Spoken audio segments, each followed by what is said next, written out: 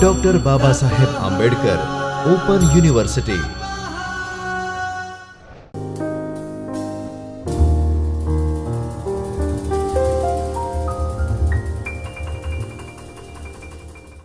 Namaskar students, I Dr. Jainee Shah, Assistant Professor English, welcome you all to the video lecture series from Dr. Babasaheb Ambedkar Open University.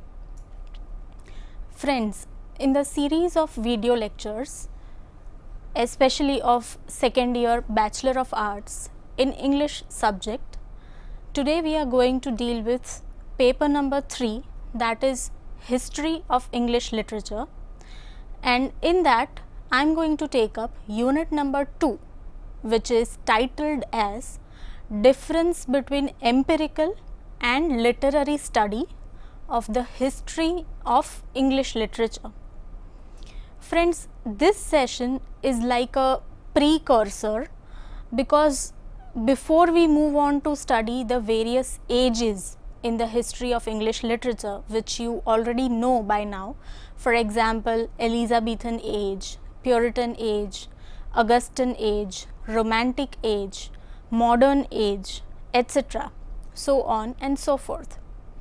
The objective of this session is to explain you the importance of the study of history of English literature, as in why it is important to study the history of literature. The second objective is to discuss the difference between empirical study and literary study of the history of English literature. Friends, before we move further, in the title, as you may know by now, there is a word called empirical. Now, what do we mean by this word? Friends, empirical, EMPIRICAL, empirical is something which is based on observation and experience rather than theory and pure logic. An empirical study is the analysis of the data which is based on direct observation or experiences of the concerned field. You will gain more clarity regarding the empirical study in the due course. Friends, in this session, the components for discussion are the introduction to the topic, that is some overview on the need to study history, need to study history of English literature, characteristics of empirical study of the history of English literature, as well as characteristics of literary study of the history of English literature. And further, by knowing the characteristics of both the fields, we are going to know about the differences that exist between empirical history and literary history of English literature, and then we go onward to the conclusion. So friends, let us begin with the introduction to the topic.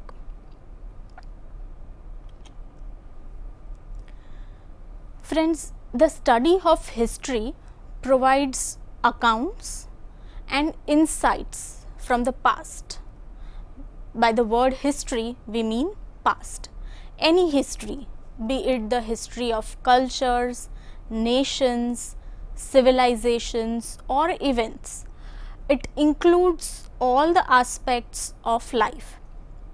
Various aspects such as, you can say, religion, culture, education, politics, economy, monarchy, society, even arts, literature, so on and so forth.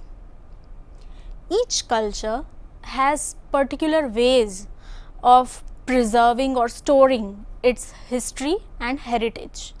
For example, largely the Western culture, the West has documented its history in the written documents, whereas the Eastern culture the eastern countries like India has preserved its past through oral literatures as well as manuscripts.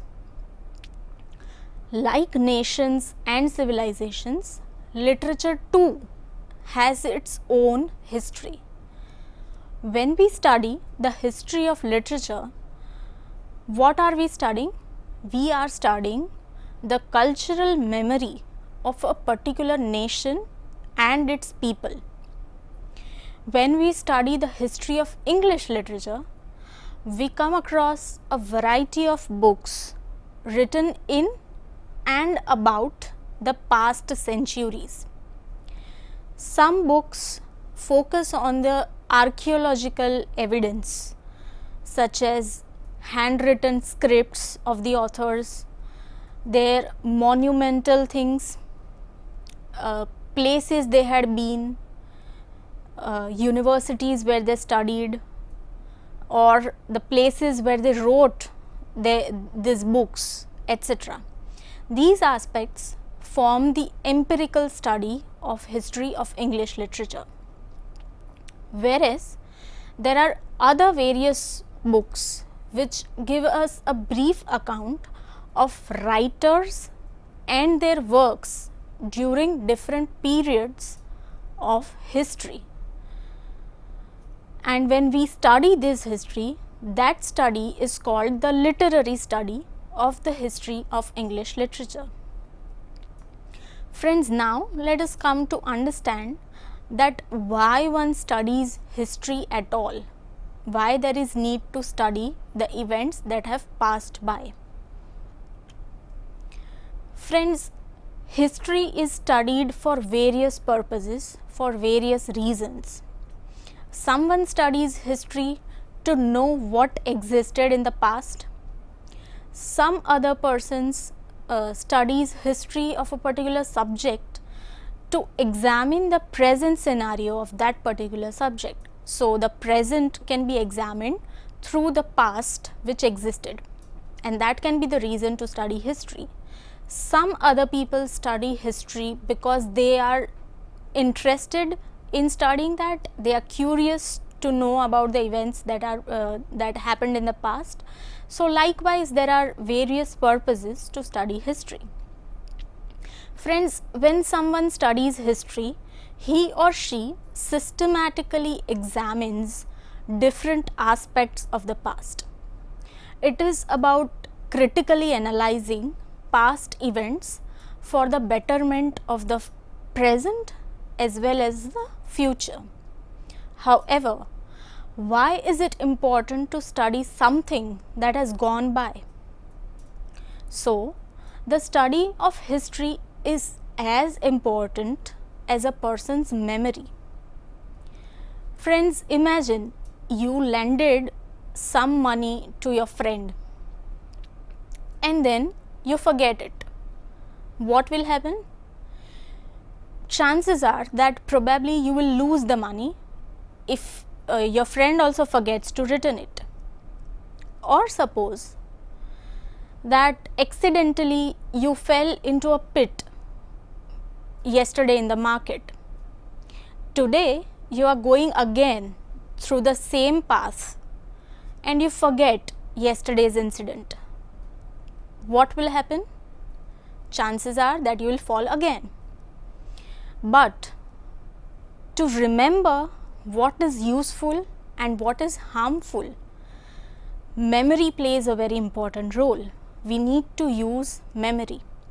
Among all the species, only the human beings could cultivate dynamic memory. However, human memory is still very limited. So, when we want to remember something useful for the ages to come, for the generations to follow, we need to find out ways and means of remembering this. And therefore, we write books, we build monuments, we sing songs of legends, and we tell stories of their glories, so that through the history of the events, legends, nations, civilizations, the history is preserved and stored in these forms for the generations to come, so that they can know it and cherish it. Now let us proceed further. Let us now come to understand that why do we study history of literature. We know that history is important, but why we study history of literature? Friends, there are many things which cannot be documented by the systematic means of history. For example, monuments and books. Therefore, we need to look at other ways of remembering the past. For example, an excellent work of literature of a particular period can very well tell us about the people of that time with their beliefs, customs, virtues, vices, ideology, social structures, economic structures, etc. Now, the study of the history of English literature allows us to understand the culture and English society that existed in the Britain of that time. There are various reasons why the study of the history of English literature is significant. The first reason is, as you can see, we can see the development of the English language during various phases of history and how different authors have contributed to the development of grammar, vocabulary and language, that is English. The second reason is it allows us to understand literary, philosophical and ideological movements which were prevalent in the past. Thirdly, it gives us a comprehensive picture of different art forms as well as people's tastes for the same. Lastly, the fourth reason is the study of literary forms such as poems, stories, novels, plays and essays make us understand how English culture has developed into what it is today. So, the past helps us understand the present. The concepts of empirical study and literary study of the history of English literature can be better understood by knowing the characteristics of both the studies. So, we proceed forward to that.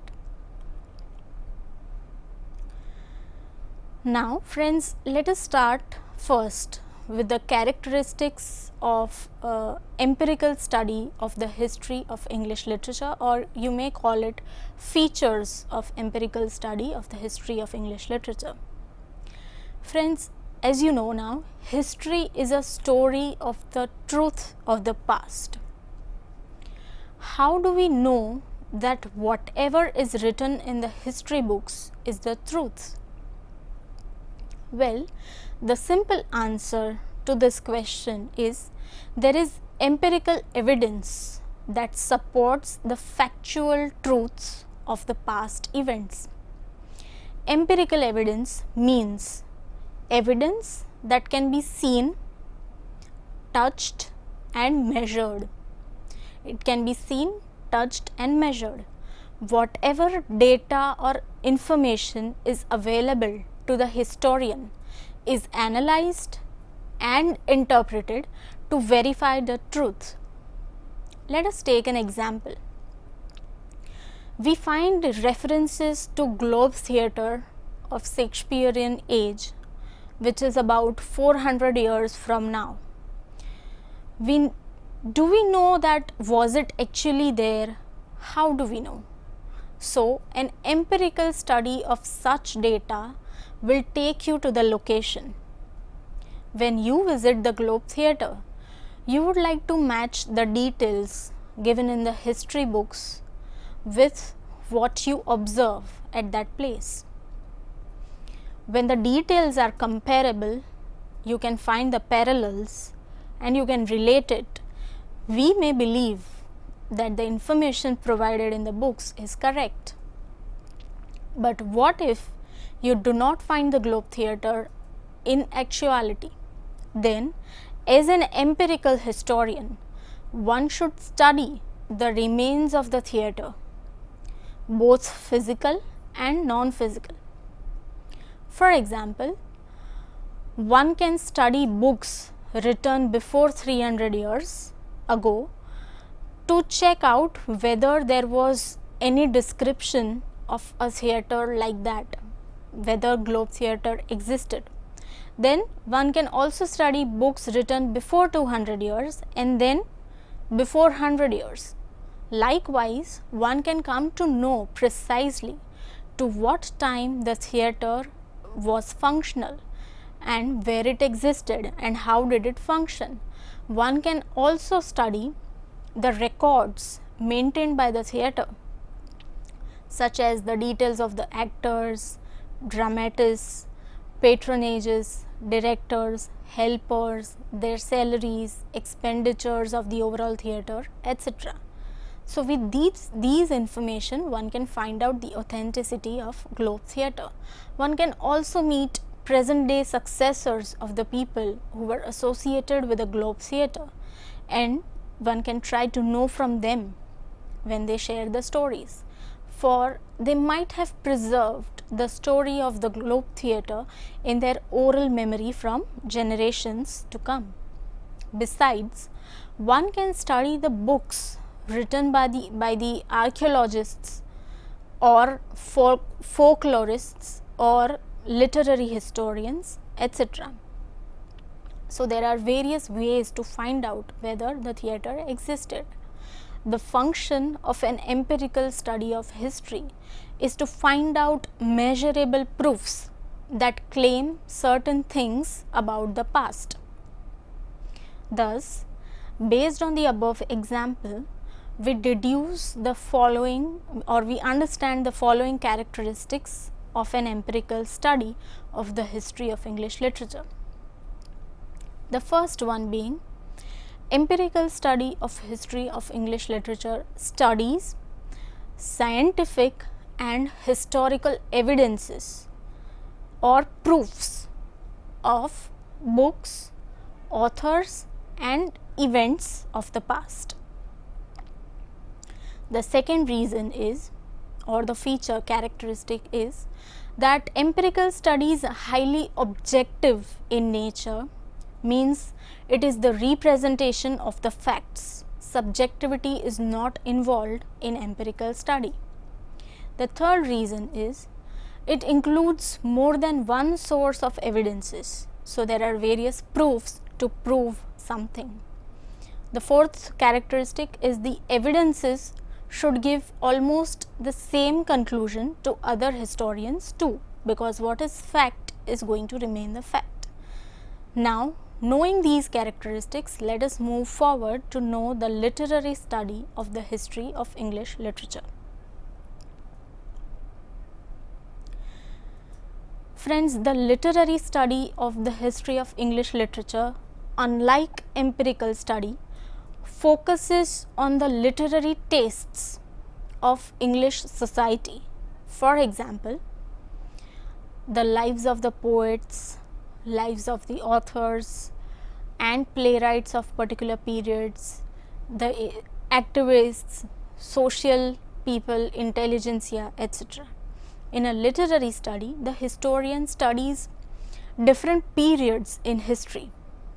For example, Elizabethan age, Restoration age, the Puritan age, etc. Moreover, what kind of literary genres were popular in what age, this is also studied. Who were the leading poets and writers? What were the major themes and styles that were popular? Why were some literary trends more dominant than others? These are some of the questions or some of the areas that a literary historian explores in his or her study. Also, some landmark literary works can be studied to know about the social customs, rituals, practices which were prevalent during that particular age in the history. For example, when we study David Deutsch's work called A Critical History of English Literature, when we studied, we find out a chronology of ages of English literature and discussion. We also find discussion on the impact of socio-political aspects of the creative writers. And to support his argument, Deutsch includes examples of poems, verses of poems, excerpts and passages of prose works with publication details of the books. In all, we find that such books focus more on three aspects. First aspect is information, which includes what was written in terms of prose, poetry, drama, novels, etc. The second aspect is the context, that is, the socio-political scenario of that time, of that age. And the third aspect is on the style, which focuses on how literature was written. For example, its genres, themes, subject matter, language, styles, symbols, motifs, trends, etc. A literary study of English literature, of history of English literature, mostly includes books as sources of evidence. The conclusions derived from the fictional and non-fictional books are more of interpretations than of scientific statements. Scientific statements are a part of empirical study, whereas they are not a part of literary study. Therefore, each literary historian has a different viewpoint about the same author, about the same event, or about the same trend of the history of English literature.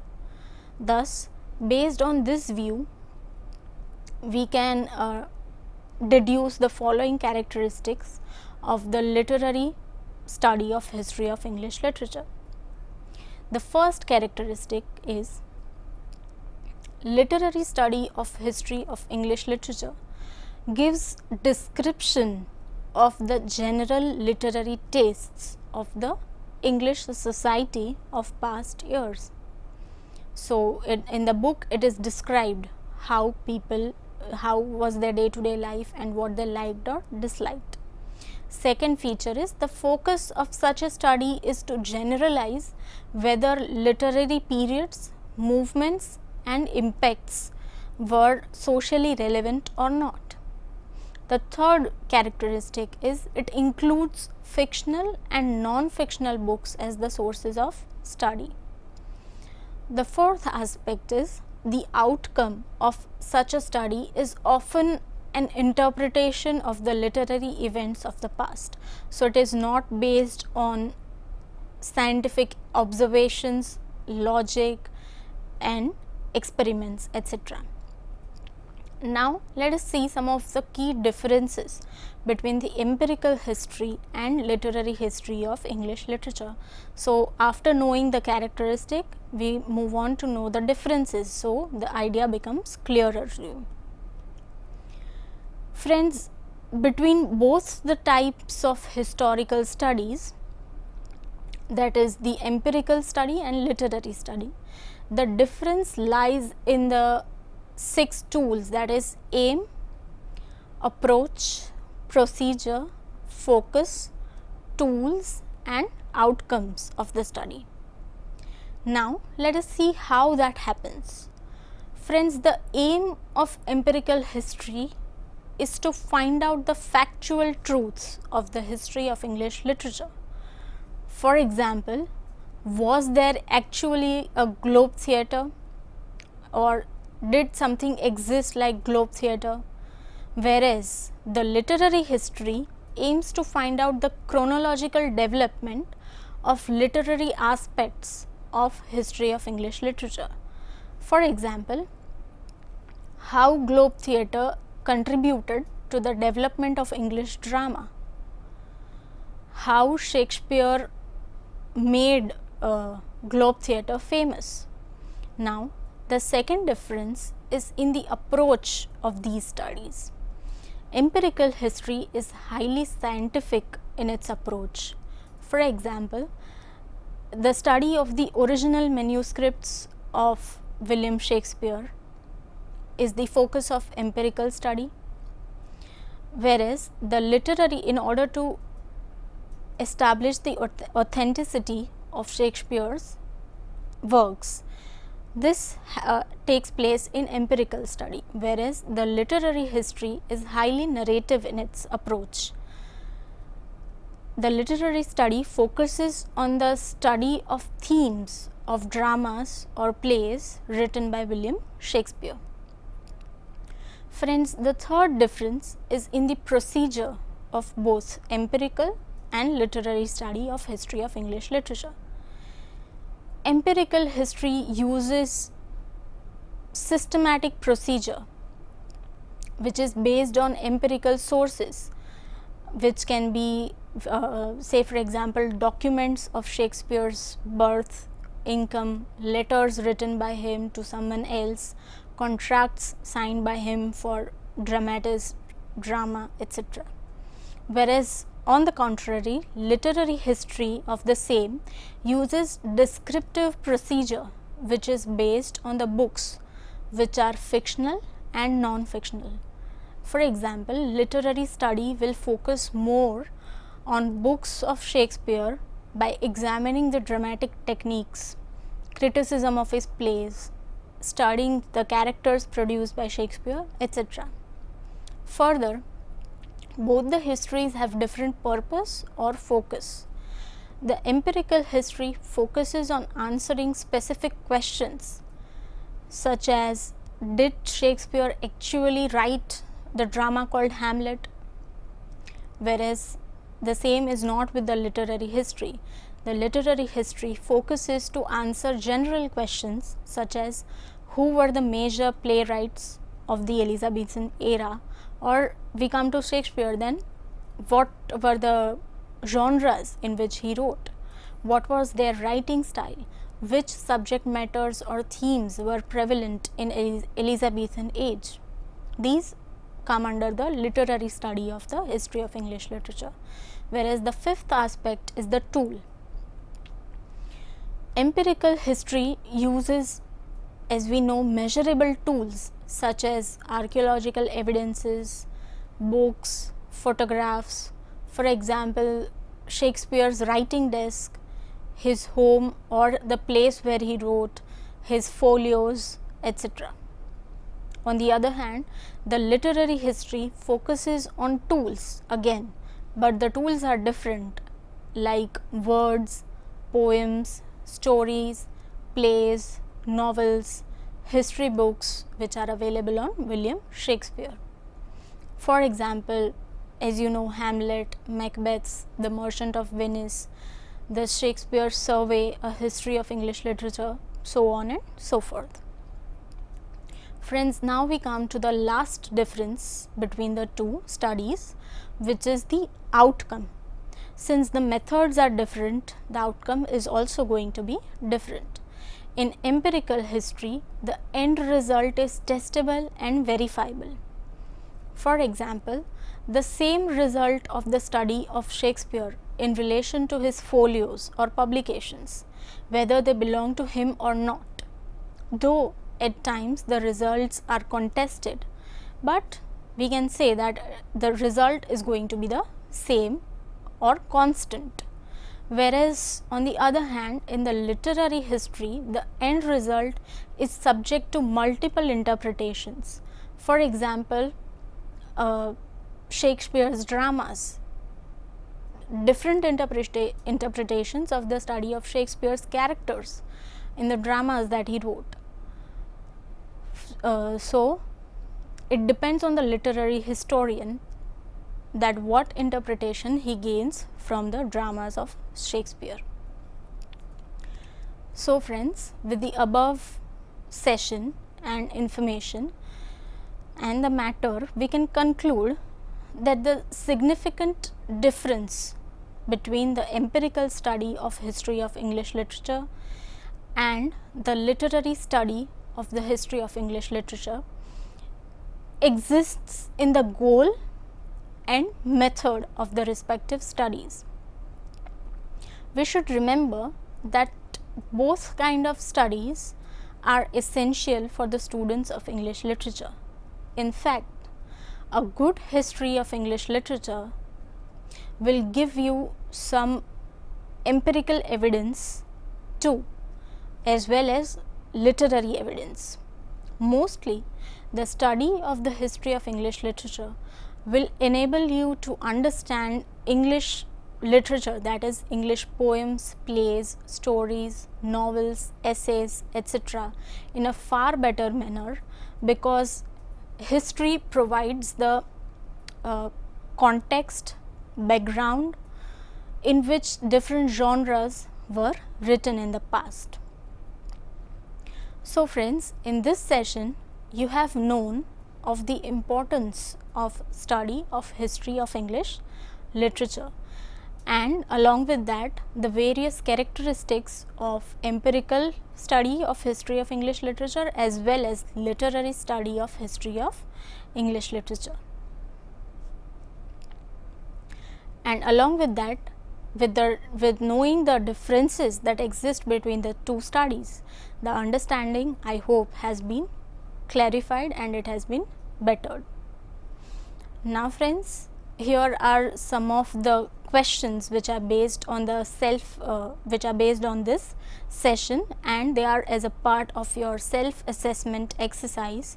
So you may try to answer these questions because they are taken from the topic itself, and it will be easier for you to understand the concept better. And further, here are some of the references, and so you may refer to these books for further reading, and below are the links taken from the open source of the internet. So you may go there and you may follow those links and you may read more on this topic. So friends, thank you very much for watching this video. I hope it has helped you understand the concept better, and goodbye until next time. स्वाध्यायः परमम्